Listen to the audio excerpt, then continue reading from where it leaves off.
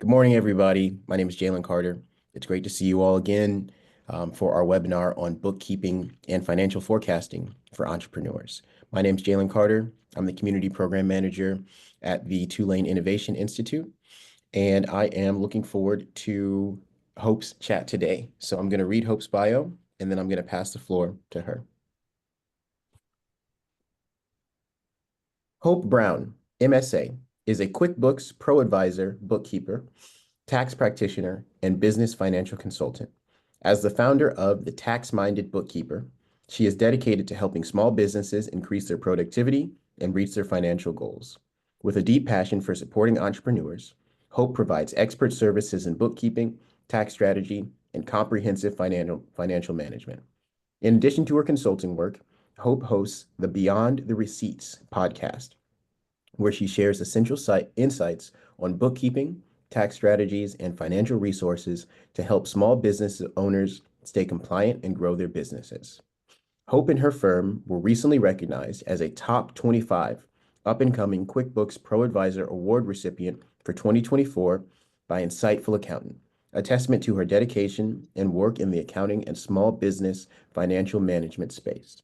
Hope, thank you so much for joining us. The floor is yours. Yes, thank you so much. And I want to say, I guess, good afternoon to everyone. So let me go ahead and just make sure everybody can see our slides and we'll get started. These nice. Okay.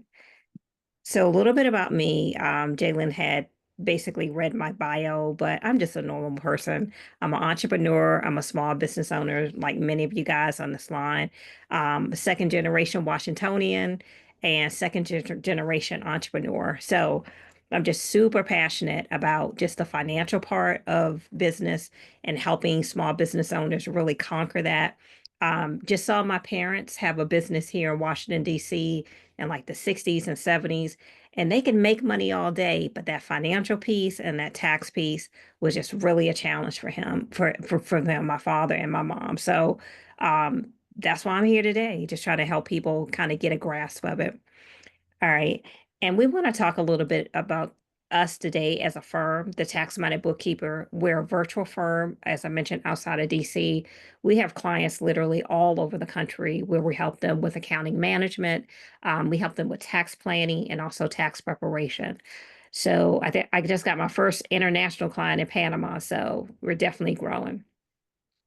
All right. So today we're going to be talking about financial forecasting and bookkeeping for entrepreneurs. So in this session, I just want to kind of talk about, you know, in a lot of the different talks that we do, we'll talk about bookkeeping all day. So we'll go over that, but a lot of power can be done also in the financial forecasting part, meaning looking ahead, looking at data, and actually planning to do things with that data, almost like a roadmap, so to speak. So let's get into that. All right. So my lawyer, Rex, has we always have this disclaimer. So where I am a licensed tax professional, I'm also a certified bookkeeper. You definitely want to make sure, I mean, we're going over things for educational purposes today. So you want to make sure that you are working with your own bookkeeper, your tax professional, whoever your accounting professional is, to make sure for your situation, you're getting the right advice. All right. So think of this as an introductory. All right. So who is this going to be for? I would say small business owners, entrepreneurs who are at different stages of their business, but they're looking to strengthen the foundation part. They're probably working in their zone of genius, but the numbers part might just be a little bit more intimidating for them. All right. Someone who is just looking, maybe different types of businesses, different industry. The information that I'm going to share today about this financial forecasting and bookkeeping, it doesn't matter what kind of business you have. Like you got to have a little bit of both of those if you're really going to be serious about scaling and growing your business 100%. All right. And then also, I would just say business owners who are at a point, a more mature point, where they're really ready to implement, more sophisticated financial strategies in their business. Like maybe they've been doing the bookkeeping, maybe they're looking at their monthly reports and things like that, but they have an interest in kind of looking at projections and looking ahead at this point, not just where they are today. All right. And I kind of asked about everybody's business earlier, But it's going to help me too if you guys can kind of tell me what phase of business you are in. So I would say, like, with one being like an idea phase, like maybe you haven't actually kicked it off yet. Two being a launch phase, meaning you're at a point of where the idea is mature, you have everything in place, and you're about to open the door. Three, you're growing, you're out there. But four, you are rocking it, you're established, and you're taking it to new levels. So if you guys could just put numbers in there. Okay, chat. I like that. Okay. Hey, Kimberly, I see you. Okay. That's one of my people. All right, Denise. Okay. So we got ones, we got threes. Okay, we got a good mix. Okay, hey guys, how's everybody doing? Thanks for coming out. All right, perfect. So that helps me because I want to make sure that this is going to be value added for everyone today. I don't want to talk over anyone's head, but I want to kind of give the people who are a little bit more advanced some good tidbits as well too. And I will say that I like interaction, so I'll be kind of engaging you guys too. But if you have questions during the presentation, please do not hesitate to say, "Hey, Hope, I'm gonna need you to explain that to me a little bit more." All right, so let's go on through. All right, so what we're going to cover today is going to be basically, we're going to talk about bookkeeping, but mastering it from a cash flow perspective. And just, I'm going to talk about just best practices for tracking your finances, just staying compliant with the bookkeeping part. That's pretty basic, fundamental stuff. But then I want to start to introduce just the financial forecasting piece when you're thinking about looking ahead in the future for growth. And then we're going to break it down into some actionable steps that you guys can do to really strengthen your business finances today and moving forward. All right. All right. So, another question for you guys. Would any brave soul, even if you type it, would you be able to share one financial challenge that you have had in your business or question so far? You know, whether you're a newer business or established business, has anybody had any kind of like challenge with a financial thing that they can just share, just briefly? You guys established I should be teaching a class. Nobody's having any financial issues at all. No. I'll come off mute. Okay. I'm not going to say that it's necessarily a challenge because I've been coming to your sessions for quite a while now, and it was Yeah. one of my SMART goals. But actually, the bookkeeping. Mm. So I basically created a numbers. Numbers worked very, very well for me. Mhm. Apple product. I just put in every single day of the year, and I could put in what the expense was or Mhm. income that's coming in, just so I could see it. And someone told me that's in finance said you must do it every day because Mhm. when you scale up, you're not going to be able to do it once a week or once a month. So I think I've done pretty well now. Okay. So your challenge was just knowing the numbers and tracking them, but you've come up with a solution to be able to track them. Tracking them, that's it. In two words, tracking the three, tracking the numbers. Yeah. And Kimberly, thank you for your transparency because to trust me, that's a challenge for everybody, especially as entrepreneurs, even me. And I own a bookkeeping firm. Okay. For me to stay on top of my bookkeeping, only because it's not so much that I don't know what I'm doing.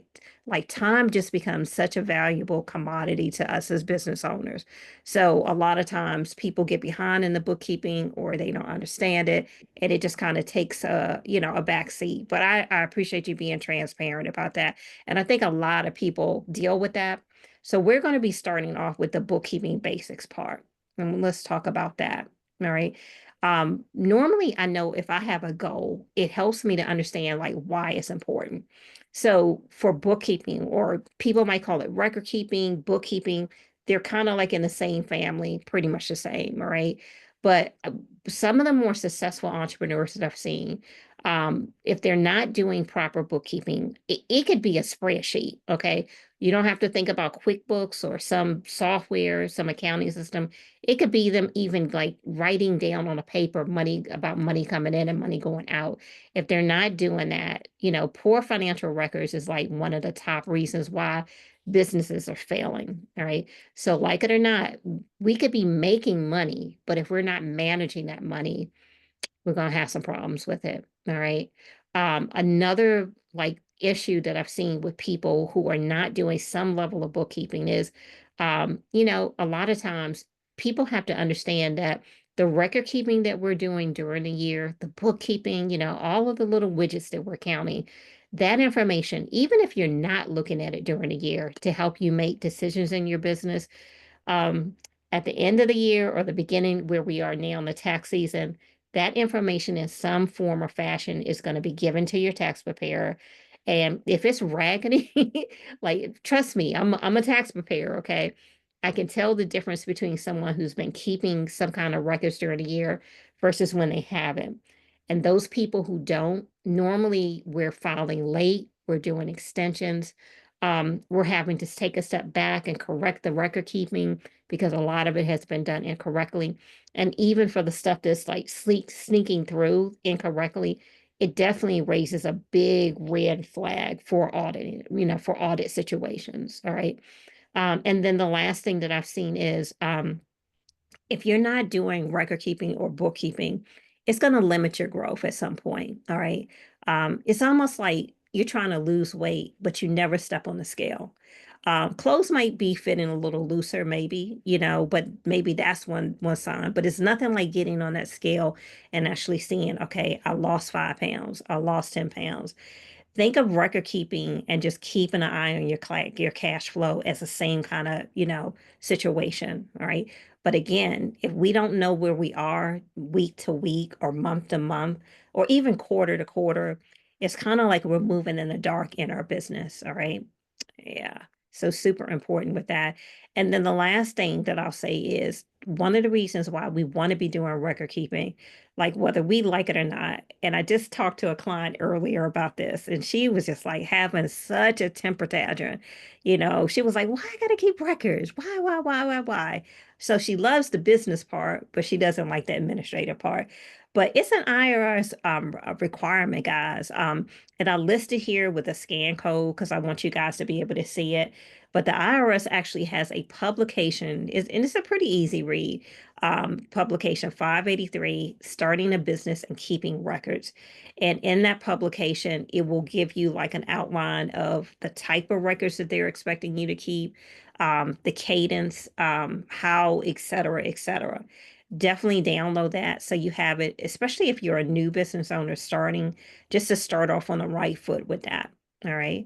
But yeah, we're required. And one of the reasons why they require you is again, they know that we're going to be writing things off with expenses and stuff. And unfortunately, it's, you know, they say the burden of proof to substantiate expenses is going to fall on us. So again, starting off in business or more advanced, you want to just get into the habit right off the bat of making sure that you have some kind of organization with your record keeping. All right. So when I talk about record keeping or bookkeeping, just basics, you know, we're basically recording and tracking our cash flow. Okay. That's money coming in and that's money going out.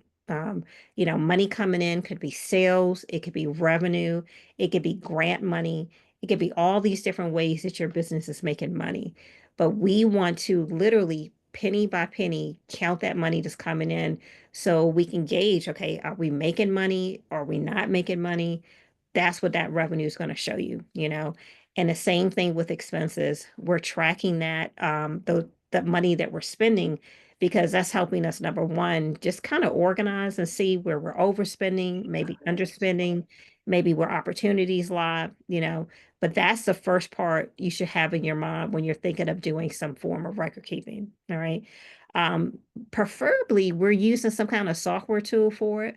But like I said, I'll take a spreadsheet, you know, if you're developing a good habit with watching the money in, and that's really what it's kind of about, just starting off and having that good habit of watching your money, you know, but there are tools that can automate that out there.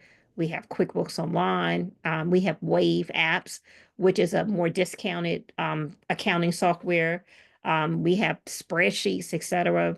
But again, it's really nice when you can use a software tool to do that. Like for example, I'm doing my bookkeeping right now. I have rules set up in QuickBooks. It's automatically looking at that data daily. I'm having a busy week. I haven't been able to get in there yet, but I know that certain things I have set up, it's like automatically categorizing that data for me. And I love that.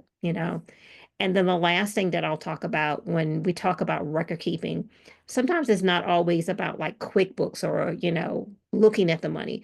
Sometimes digital records or saving records, saving financial documents, etc., is something that you want to be doing in your business. And people forget. So it might not even be about the cash flow, but anyone who's had a business for a year, 2 years, 3 years, if I ask you today, I need to get a copy of the last 3 years of your income tax statement for the business. You should be able to very rapidly and easily go to a location, whether it's physical or digital, and pull that for me. I might need a copy of your business license or your business registration. There's this term that comes to mind: preparation meets opportunity. And as business owners, we got to be ready, guys, because sometimes it will be an opportunity and they will be like, listen, we got this grant for you. We just need to see the business license. We need to see the last 2 years of the tax return. Last thing you want to be doing is not get caught short out there because your documents in that level are not organized as well, too. All right. So I'm gonna pause there for a second and read the comments a little bit. Um, Let me see. Shaka saying, yeah, doing it every day has been a huge challenge. I know, I know. Me too. Me too. I got you. I got you. But building those healthy habits, it's almost like working out. I hate working out, but when I get into my groove, like it's the best feeling in the world. I don't want to equate doing bookkeeping to going to the gym and working out, but I think it's the same mental challenge that you got to get over with, or at least until we can scale our business to the point of where we can bring someone to do it for us. But Ariel is saying proper categorization in CPG category when you have inventory or grouping them together. Yeah, it can be. And definitely if you're having more sophisticated bookkeeping, like with inventory and things like that, I definitely recommend that you bring in a professional to help support you with that. Even if they're not full time, you just want to make sure that the foundation is being set up right, so to speak. Yes. All right. Proper document organization, paper. Yes. And I prefer electronic. I mean, I was a paper girl for a long time. Paper gets heavy, paper fades. I had some water damage in my office a couple of years ago. Paper got damaged. And from that, I took away like, okay, I'm going to start digitizing my records 100%. And that's been a game changer for me. All right. So we are going to go back to our next slide here. So again, bookkeeping best practices, I'll just kind of go down the line. What it looks like is you got some kind of system set up, whether you're doing it manually or it's being automated. You are regularly going in to actually do the categorization. Guys, don't let it be more than 30 days. Don't do that to yourself. That you're going in doing the categorization for your bookkeeping regularly. Okay. Also, this is a step that a lot of people miss. It's called reconciliation. So a lot of times we'll meet new business owners and they'll have QuickBooks and they've been doing a categorization. They're caught up, but there's a process that the bookkeepers will do where they will go get the bank statement, they will go get the account statement, and QuickBooks actually has this process called reconciliation where you compare the transactions on the document with what the data is actually in QuickBooks.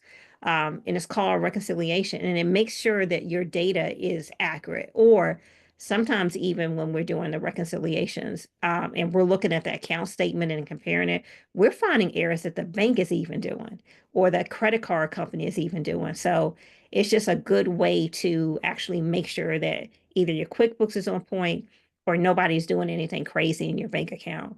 I'll tell you also about with the QuickBooks, you know, or any kind of bookkeeping software, when you go into the bank fees, it normally has the QuickBook balance and the bank balance. If those are two very different numbers, your books are probably not reconciled properly. That's a different conversation. So we could talk about that offline, but just something to look at. And then also the next stage is going to be that document storage. Like I said, IRS requires us to keep that documentation. So receipts, that could be invoices that your vendors are sending you. That could be invoices you're sending people. But we want to have a paper trail of that. Believe it or not, bank statements are not enough. Credit card statements are not enough. If you go through an audit, this is my tax preparer hat going on now, but if you go through an audit, they'll consider it, but they want to see receipts. They want to see invoices. The stronger paper trail you have, the better situation you'll be in if you ever end up getting audited. That's what I would advise you. And then I would just say, lastly, just regular reviews. Check your books, like I said, at a minimum monthly. If you gotta spread it out, don't go more than 2 months, And think about it this way too. I'm not going to talk that much about this today, but we have our quarterly estimated tax payment dates. We have one coming up in April. So, for example, I have clients that we're helping. We've done, at the end, in another week, we have 3 full months over the first quarter of data that they can actually reconcile. They can see how much estimated taxes they're going to owe because we have that first quarter data bookkeeping done. When you're behind in bookkeeping and you don't really have accurate data to see what that first quarter payment is going to be, it just drags on and drags on. You're still trying to finish out 2024 bookkeeping. It's just like, man, that's like extra 50 pounds sometimes you dragging around and it's hard to catch up. So that would be another incentive to just try to stay on schedule with it, is what I would say. All right. So audience question. Would anybody else, I know Kimberly was saying earlier, she's using a spreadsheet, but for some of the more established businesses, can you share any way that you're doing bookkeeping right now that's working for you? Maybe with other people can kind of benefit from that. So Raj using QuickBooks. You like it? I'm just curious. It works. It does his job. Okay. No worries. Anybody else? Yeah, Wave is pretty, Wave used to be free, y'all.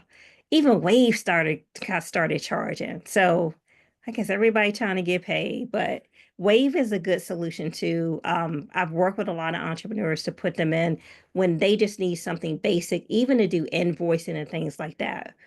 Zero, yep. Zero was a good product as well too. A lot of our clients like that as well. Okay, perfect. So you guys are doing some stuff, but like I said earlier, if you're a brand new business starting, maybe we have some budget constraints there or whatever. Like, ain't no shame in a spreadsheet. It's all right. Don't let nobody be like all these people using, sophisticated accounting software shame you. I mean, the main thing is that you want to be tracking the funds. If you're doing that, I'm proud of you. All right. So let's go ahead and go. All right. So this is another area that I wanted to talk about as far as record keeping. This is a spot that I see a lot of business owners not doing properly in their business. So we're going to take a couple of minutes to talk about this. A lot of us, when we're first starting off our business, we are working with contractors. We're not at that point. Um, Hi. Hi, thank you. You were not at a point yet of where we can afford to hire that W-2, employee. So we hire contractors. So just a couple of things to protect yourself with the record keeping part of that. Um, you know, Understand number one, what the difference between a contractor and an employee is. It can be you can get in a lot of trouble when you have a contractor and you're treating them like an employee. All right. So with that, I would say is, make sure you have a contract that clearly outlines that this person is coming on board as a contractor. You're not going to be handling the payroll taxes, those kind of things. But understand, as a contractor, really, you can't, it's normally more project based. You can't control how their work schedule's being done. Um, you know, they basically show up, they get the project done, and that's it. But if you're supplying hardware, computer equipment, software, and those kind of things, you're kind of treading in dangerous water. Just make sure, like I said, everything is documented and you really are treating them and documenting them as a contractor. All right. The second thing that I would advise is at the beginning of the engagement, before that first payment goes out, please get that W-9 document. All right. Um, Again, the IRS requires us to get that. A lot of contractors will be like, man, I don't need to give you the W-9. I'm this, I'm that. That W-9 document will have a selection for every type of entity type, whether they're a sole proprietor, an S corp, corporation, a partnership. All of those things are on that form. They can choose it, and you just have it for your records and you're in compliance.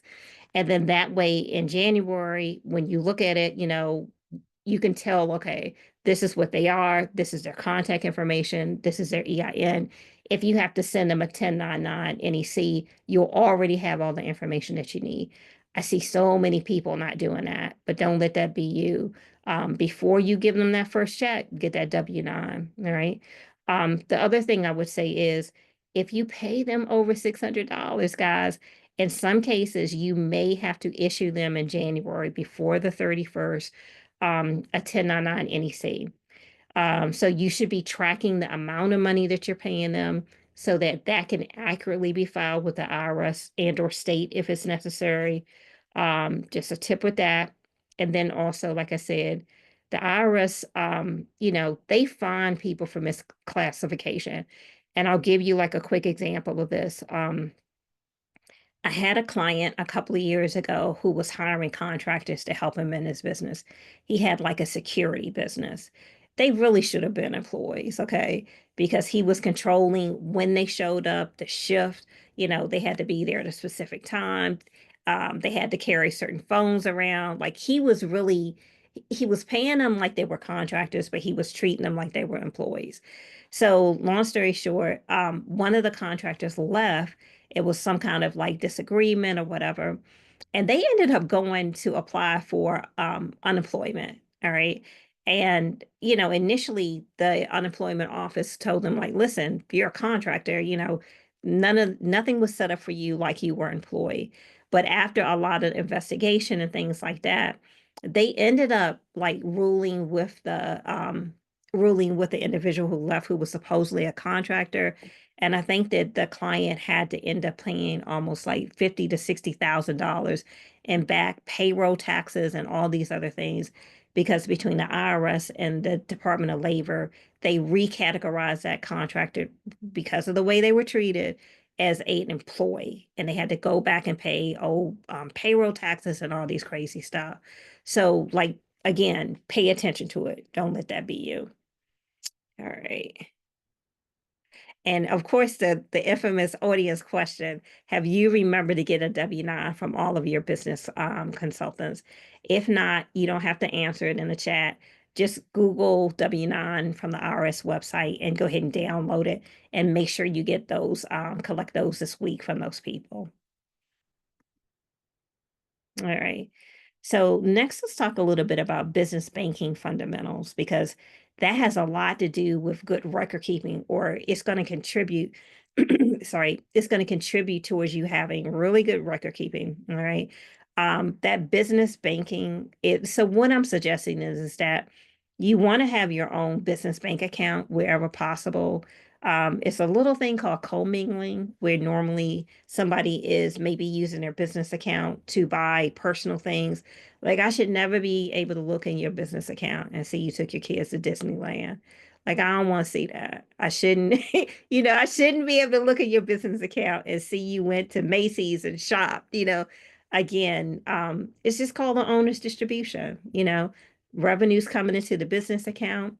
The owner pays himself, or he does a owner's distribution, and then you go have fun in your own personal land, and then the business never has to know about that. That's best case scenario. I know there are situations though where people are commingling because they're funding their business. But even with that, guys, with record keeping, there are different ways that we can kind of put a I guess, barriers, if you will, so that we're able to do that, but we're correctly reporting it in the bookkeeping software. So I would definitely say talk to your bookkeeper or a bookkeeper to understand how to do that if that's where you are right now. All right. Having that separate account, that business banking is going to have financial clarity because it's not going to be mixed with a lot of different things. It's just going to be the business cash flow activity. All right. It's definitely going to help you with tax compliance because I've seen people accidentally, I'm sorry, guys, I've been like talking a lot to clients. I've seen people accidentally report expenses, their personal expenses, as business expenses or vice versa. So again, we want to have like a clarity with that. All right. Then it can be a wonderful way to, any business owner who's starting off, like you want to find a good bank to actually open that account with and start to build up a relationship, with that business banker. So you want to talk to people who, have successful relationships with their bankers at their bank, because at some point you may want to apply for credit. And I've seen a lot of successful stories with someone who started an account at a business bank, established that relationship. The bank saw them as they grew and the revenue there. And then when it was time for them to get credit, they actually funded them. All right. And then lastly, I would say that business bank account is just going to make your tax preparation a lot easier because you don't have to go through all of these different accounts that are personal and business. Just keep them separate. Now, choosing that bank account, and again, this is related to the record keeping. I would say it doesn't have to be anything fancy starting off. Low monthly fees. I like to stay with. I know a lot of our people up here in the DC area are with Navy Federal Credit Union, but I would say definitely credit unions they can be very business friendly. So definitely, online banking access is non-negotiable. They got to have that. All right. And I would also say, find out from them if they can do bookkeeping integration. Even if you're not at a point of where you're actually using an accounting software yet, make sure that as you're growing, they'll be able to integrate. And then make sure to find out if they charge a fee for that, because sometimes the smaller banks, they can integrate, but they'll charge you like $10 a month to be able to integrate with like QuickBooks or Wave or whatever. All right, and I'm just going to check the comments for a second. Okay, just making sure. The type of bank accounts. So that's important too. I would say at a minimum, you want to have a checking account, which we call like is an operations account. That's just used to basically money going in the business, money coming out of the business to support the activities, the operation activities. Pretty straightforward. It's primarily probably going to be a checking account. I would say too, have a savings account. I usually try to encourage business owners to have about 3 months in there. Even if you're not starting off with 3 months, make it a goal to get the first month of extra money in there. Then, conquer the second month and then conquer the third month. But we all need like this little cushion here. And this savings account is not money that's going in and out or whatever. This is money that's going to sit there in case of an emergency, like COVID or something else crazy happens. And lastly, I would definitely say, well, if you're growing the business and you're really starting to make money, get a separate savings account, which I call a tax account. All right. I say that because so many times I see a lot of business owners, they want to pay their taxes or their estimated taxes, but they're commingling them into the operations account. And sometimes it paints an unrealistic picture of how much money you actually have to run the business with. If say 10% of it or 20% of it is eventually going to have to be spent on taxes. So what we have a lot of business owners do is they're looking at their bookkeeping, they're looking at their net profit. They're automatically taking a certain percent out of the net profit, and putting it in the tax account. And this tax account might be with a bank where it's a high yield saving account or whatever, for this one and for the savings account and the tax account. But the moral of the story is definitely separate it out. Don't leave it in your main operations account. Any questions with that? Because a lot of people are like, wow, I'm supposed to be having all these different accounts. It just helps to have like separation of your money sometimes. Even if you're being disciplined with it, just order, it keeps order with it. All right. So again, the bookkeeping impact on financial stability, you're going to know your cash flow, you're going to be able to control and have stability with it.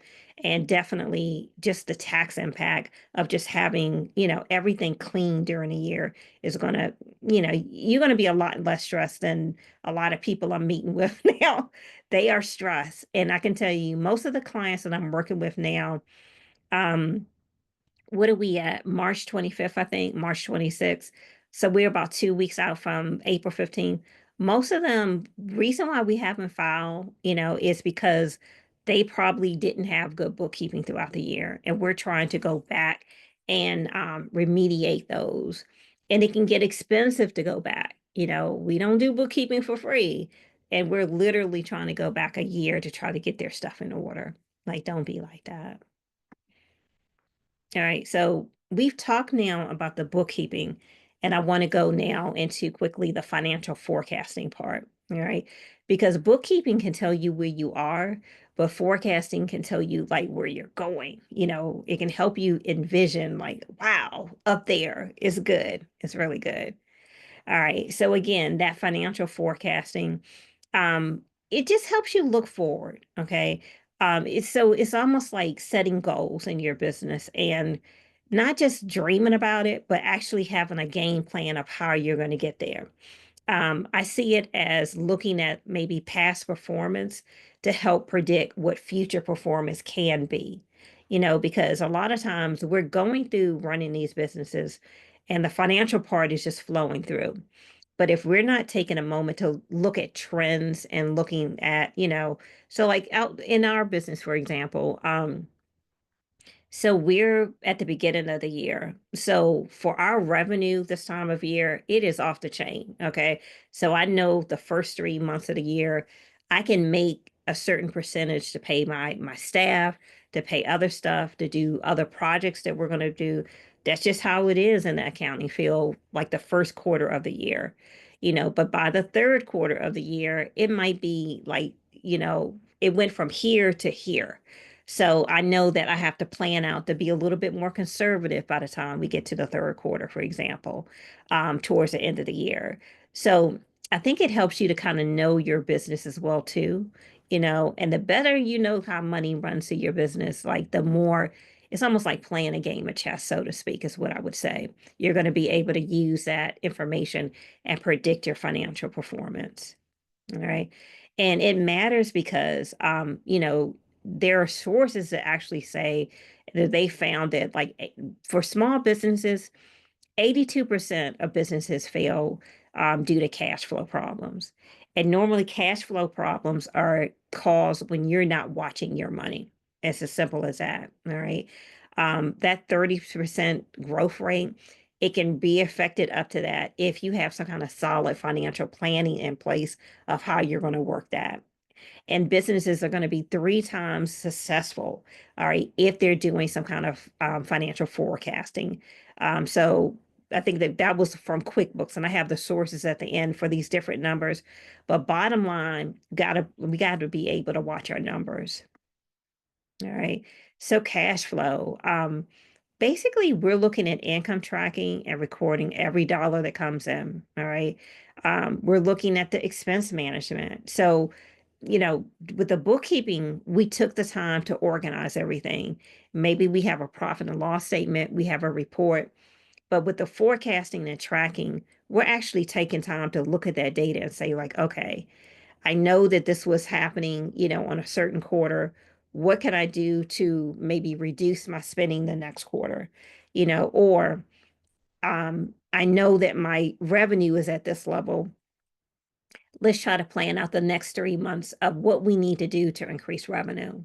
And we're helping a business do that now with they're opening up a mental health practice here.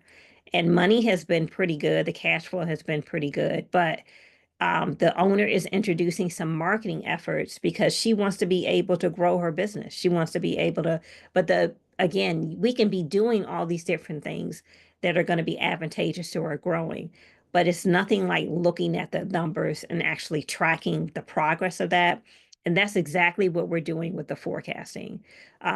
We're looking at expense management. We're keeping things low because they were overspending in a lot of areas. We're regularly reviewing those numbers to make sure that there are no surprises, that we're keeping like where we need to be with the KPIs and things like that. And then we're looking for patterns too. We're looking for good patterns and we're looking for not so good patterns so we can work on that and keep an eye to steadily improve it. So I hope that that makes sense. I don't know. Is anybody in their business doing any kind of forecasting or anything like that now that they could share? What you doing, Kimberly? Okay, so applying for grant, they require that information, and Mm, well, some of them apply for it. So a recent $5,000 grant that I applied for, they want, the financial, they want to know like what you're going to do. So what I did as a farmer, Gorham's Green Thumbs and Nursery, Gorham's Golden Eggs, Gorham's Golden Honey, sometimes you have to front load and you have a lot more expenses in the beginning. So mhm, your website, your web developer, your apparel, all of those things, your just expense insurance, even though that's reoccurring. But then I have things come down lower in years 3, 4, 5, because I don't have to buy as many beehives. I've already got the beehives. I've already mhm. got all of the raised beds. I've already got all of my infrastructure. So that's what I've been doing. So Yeah, and that's so what she's talking about too is so in our first year, we're spending a lot of money, maybe even in the second or third year. But when we're opening up a business, it's nothing like doing like projections, like that 1 year mark, that 2 year mark, to see where we're going to break even. The break even point is what they call it. That's just going to help you have a realistic roadmap of how you're going to grow your business, but not only how you're going to grow it, but what you're going to need to get it there.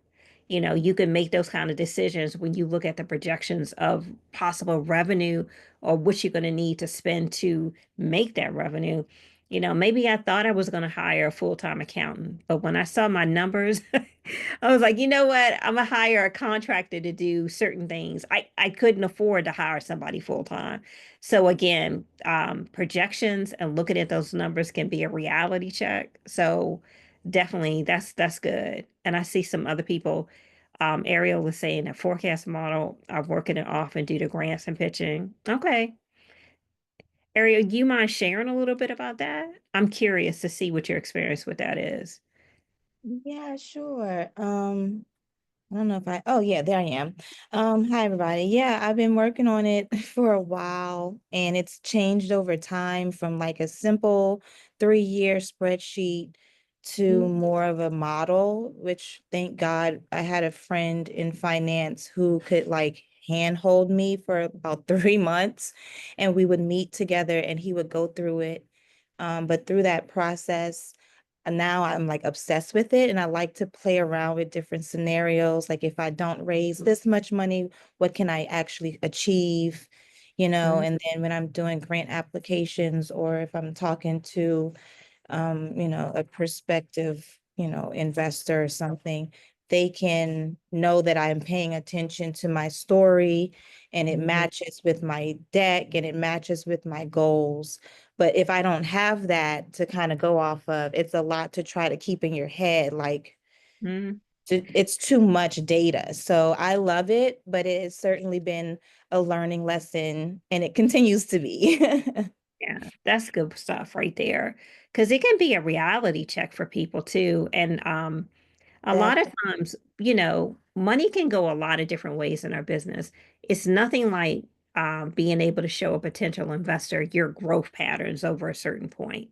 And then what you're expecting in the near future, maybe 2 years, 3 years, etc. When they see that you've taken the time to map that out, I think it's, money, getting money for business and growing and things like that. It's really all about trust. People want to feel confident that if they're going to take a risk on you, that you're going to come through for them. I mean, like nobody's lending money or anything else just because they're bored. They're really risk averse, but I think it shows a certain level of responsibility that, you know, that they feel like, okay, if she's being or he's being this serious with their money, they're going to take managing our money that we give them as well, you know, serious as well. So just something to keep in the back of your mind, you know, as you're thinking like, why do I want to do this? You know, just really gives you insight into the business growth 100%. All right. Now, um, so Janelle, I think it was, or Ariel, I'm sorry, you were talking about, I don't know what your increments in, but I always tell people like with forecasting, people, it can be overwhelming. So I say start short term. You know, maybe you do a 3 months forecast of where you are, you know, with your business and what you think your income is going to be, your revenue, what you think the amount of money you're going to have to spend to do that revenue is it's going to be in 3 months. Just take it easy, you know. So it can be short term. There's no rule to say I have to do a whole forecast for a year, for example, or 2, 3 years. You know, start off easy, maybe a short 0 to 3 months. Maybe, you know, quarterly is the next step that you'll do once you feel comfortable with doing it every couple of months. And then maybe long term after that, between 1 to 5 years. But I think the point that I'm trying to say here with the slide is it's like double dutch, right? You can be going back and forth all day, but you got to just jump in at some point and you get in where you fit in. But start small and then build your way up so that it's not such an intimidating thing. But regardless of what the budget increment that you decide to do or the forecast increment, just regularly look at it, you know, and be forgiving to yourself. Sometimes it's not an absolute science. It's a, you know, goals that we're doing, revenue goals, it's monitoring that we're doing. But sometimes we have to be agile with it and be willing to say, like, okay, I didn't expect this to happen, but this happened. Let me adjust and keep moving forward. And that's what this fourth quadrant is about here, just regular revisions as needed. Adjust because you know, on paper, the business could be one thing, but in real life, it's a whole different energy happening. So you got to respect that sometimes. Go with it. All right. And just more information about just creating. I just want to be respectful of people's time, but creating that first forecast. Looking at the historical data is a good place to start. So looking at your data maybe for the last year and seeing the trends the last 2 years, and then using that as a baseline, you know, and then start to look at trends and patterns. Like in our case, this is our 5th year going into business, but I remember like the first year just looking at the patterns, almost like seasonal of revenue up, revenue down, different revenue up, different revenue down, until I was seeing these patterns happen. But having those patterns in place, um, it helped me have confidence about doing other stuff as we expanded because I knew the patterns of the business where we were going to have high seasons and where we were going to have low seasons. And I could plan and forecast appropriately for that. You know, the other thing I would say is just be realistic with your assumptions. I don't want to say don't reach for the skies, but, you know, keep it in the ballpark of where it needs to be, especially when you're first starting off with your first forecast. Give yourself some grace, okay? And you know, month by month is you definitely want to look at, even if you're doing quarter by quarter by quarter. So we're going into like the third month, almost the fourth month now. Really look at things on a month by month basis. Don't skip over large gaps of time, is what I want to say. Because different things can be happening throughout the year during those different time frames. And we want to give that time the respect that it deserves. Okay. And then lastly, just review and adjust regularly. Things change. You know, you can think you're going to be doing this, and all of a sudden, some other opportunity comes at you, and it makes more sense to go in that direction. So definitely be willing to be like agile, you know, with what you need to project or do based on what's actually happening. All right. Just really quickly, mistakes. Being overly optimistic on projections. Just be conservative is what I would say with like revenue estimates. Plan for slower growth initially. If it takes off, then that's all the greater. A lot of times people, they don't look at the hidden costs of things and they miss out on identifying expenses that they're supposed to be doing.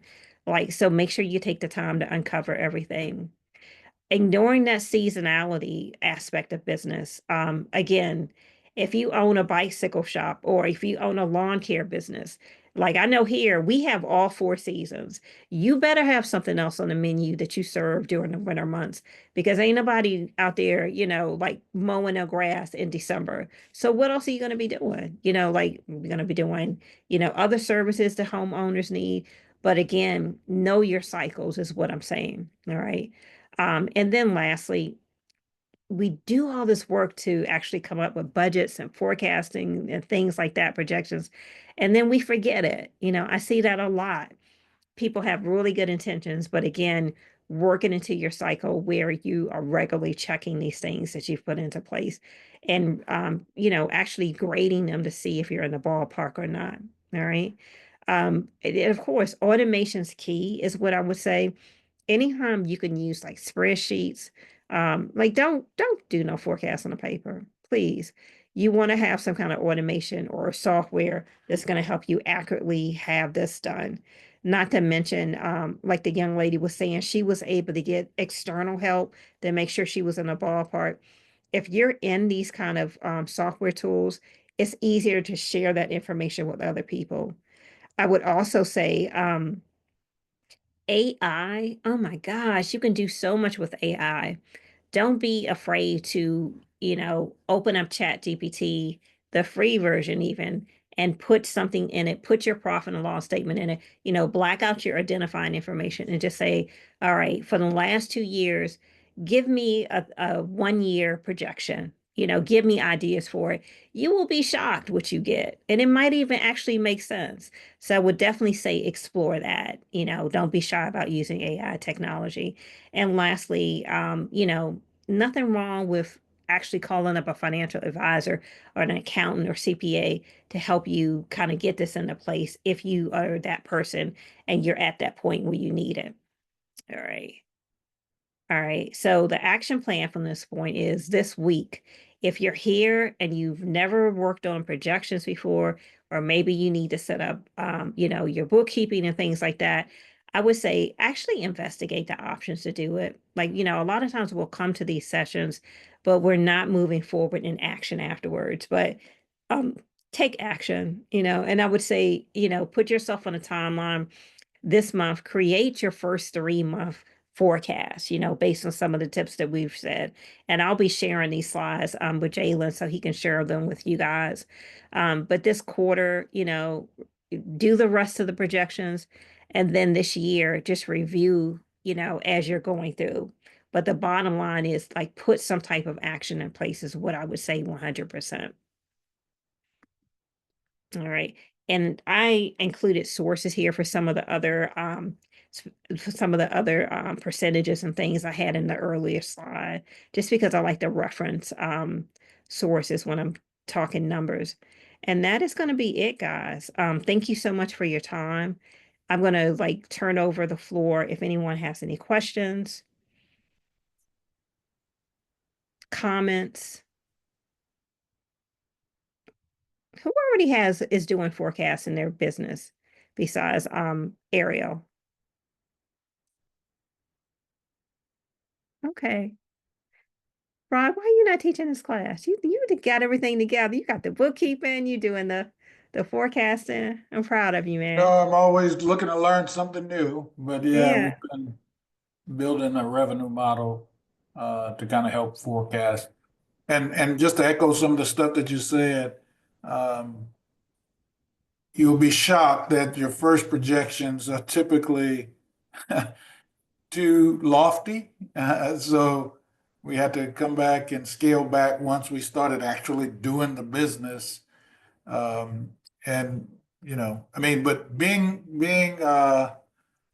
forward thinking and going for the gusto is good, but when mhm, reality kind of slaps you in the face, then you have to come back and adjust because if you're trying to raise money, you want to be trustworthy and you don't yes, want to give a wrong impression of how the business works. I agree with that. Are you using any kind of tools that you can share with the audience, or are you using AI technology at all? I'm just curious. What's some? I'm using AI for some other kind of documentation Okay. type stuff, but for modeling, I'm just using old Excel.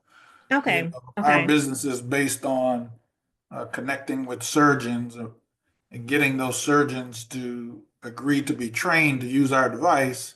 So Mm-hmm. early on, I thought things would go a lot faster, but understanding the sales process for one completed surgery, that time was much longer. So my numbers came in a lot once I Yeah. figured out the true kind of sales funnel to get those guys to accept. Yeah. It's a Yeah. process. It's a process, 100%. Any other comments or questions? I was Cindy, I'm gonna glad this was helpful to share. you. I was gonna just share a tool. It was a tool that I had started using. It was an introduction that I got. These guys who created Forecaster, they were Mhm. in one of the Techstars programs, but I was introduced to them. I don't use it anymore. I can tell you why, but it does have some cool resources like in their resource page for different types of forecasting templates for different kinds of businesses. I can't tell you how, listen, have to self-research. I don't know, but I'm just sharing it because I Mhm. know about them. Yeah. Um, I had to stop using it because when the friend that I told you all about was helping me build my model in Excel, there were just certain, he's like, just make it easy. Excel is just going to be easier to play with, but it does help you create different scenarios really easily. I think they came up with an updated model, but just sharing it as a resource if anyone is Mhm. looking for something like that. Yeah. I put the link in the chat. I don't use it anymore. I cannot continue to. If I have a great Excel, I'm happy with it, but Mhm. just sharing it. Yeah. Excel gets the job done, but I would definitely say I've just seen some amazing tools out there. So don't limit yourself to Excel. I mean, even if you're trying temporarily other tools, like it will be mind blowing. Yeah, and they have some real like the way the models are built in there, it's really, really cool. And I Hmm. still have the ones I built. I just don't send them to investors because now I've kind of changed my focus. But they're really great guys. They are very accessible to ask questions to and such. So just sharing. Okay. Well, guys, I'm sharing my contact information. We do a lot of like free training to the entrepreneur community. Definitely feel free to subscribe and you'll get notification when we're doing training literally all over the country. Most of it's virtual, but some of it can be in person too. You never know, I might be in New Orleans soon. So, all right, guys. Jalen, I'm gonna turn it back over to you, sir. Thank you so much. Thank you Thank so you. much. I really appreciated your chat today. So as we wrap, I want to just go over some of the nuggets I took from this. Um, so one of the first things we learned was entrepreneurs, we're going to be responsible for the burden of proof when it comes to any sort of record keeping. There's an IRS record keeping requirement. So definitely keep that in mind. There are some good apps out there, including Wave and QuickBooks. When you're working with contractors, make sure you gather your W-9 at the beginning of the engagement. And you want to report those taxes, especially those 1099 NEC forms for contractors paid over $600. When it comes to your banking fundamentals, no commingling, right? Keep those Disneyland trips and all of that fun stuff in that separate account. We want financial clarity, right? We really want to simplify our tax preparation. When you are setting up your accounts, online banking access is vital. That is absolutely something you're going to need. And then just a few figures that were thrown out. 82% of small businesses, they're going to fail due to cash flow problems. And you can have a higher rate, 3 times higher rate of growth with proper financial forecasting. So Hope, thank you again so much. I would invite you just to pull up that very last slide from our presentation, so Okay. I can talk about some upcoming events at the Innovation Institute. But I really appreciated this. If you're on this call as a recording, Hope did Hope does have her information up here. I encourage you to reach out to her. She's just an absolutely wonderful resource for all of this. All of you that are on this call, please keep an eye out for some of our upcoming programs. On April 2nd, we've got another webinar next week on open source collaboration versus IP protection and finding the balance between the two. On April 8th through the 10th, we're having Tulane Research, Innovation, and Creativity Summit, also known as TRIX. And then on April 9th, we're having our Open Mic Night Medical Innovation Challenge in coordination with the startup NOLA Now Happy Hour. So we hope you will join us for future webinars and in-person events if you are available. Thank you again for jumping onto this call. And everyone, have a wonderful rest of your day. All right. Thank you, everybody.